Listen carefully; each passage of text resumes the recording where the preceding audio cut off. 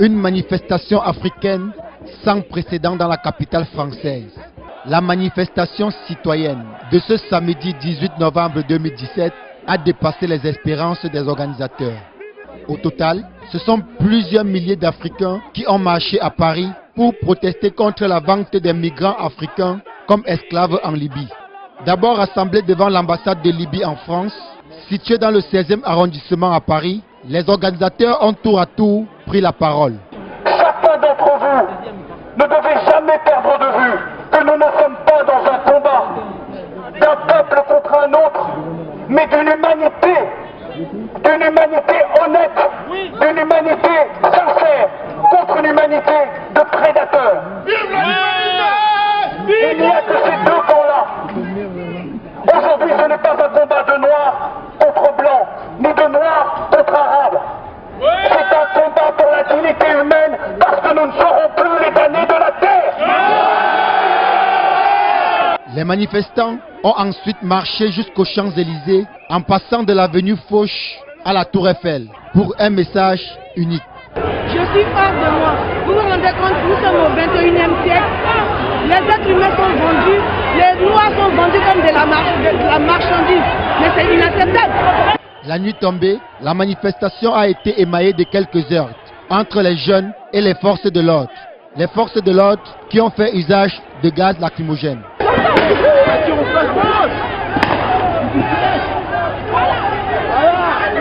Vous nous gardez pourquoi? On va mourir! Tuez-nous! Allez-y, on va mourir! Tuez-nous, allez-y, gardez-moi! Tout est très vite revenu à la normale. Les jeunes qui avaient bloqué l'accès aux Champs-Élysées scandaient.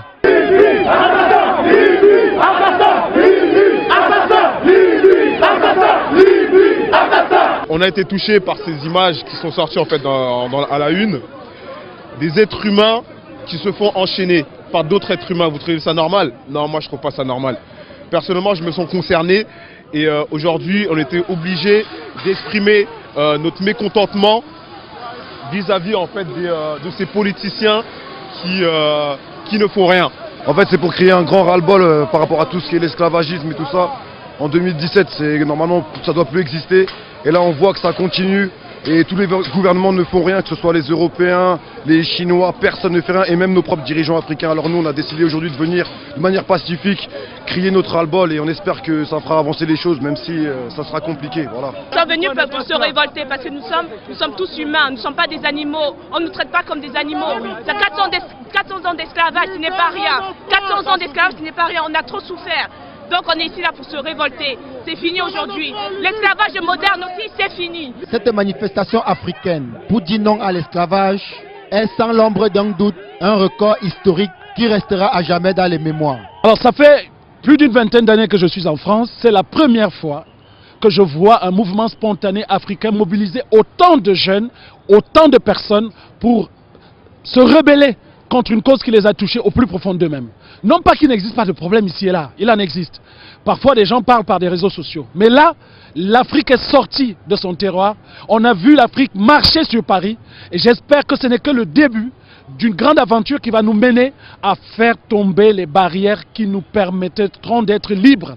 Le président en exercice de l'Union africaine, le président Alpha Condé et le gouvernement sénégalais notamment ont fait part cette semaine de leur indignation face à la vente d'êtres humains. Tout comme le président nigérien Mamadou Issoufou qui a demandé que le sujet soit mis à l'ordre du jour du sommet Union africaine-Union européenne des 29 et 30 novembre prochains à Abidjan.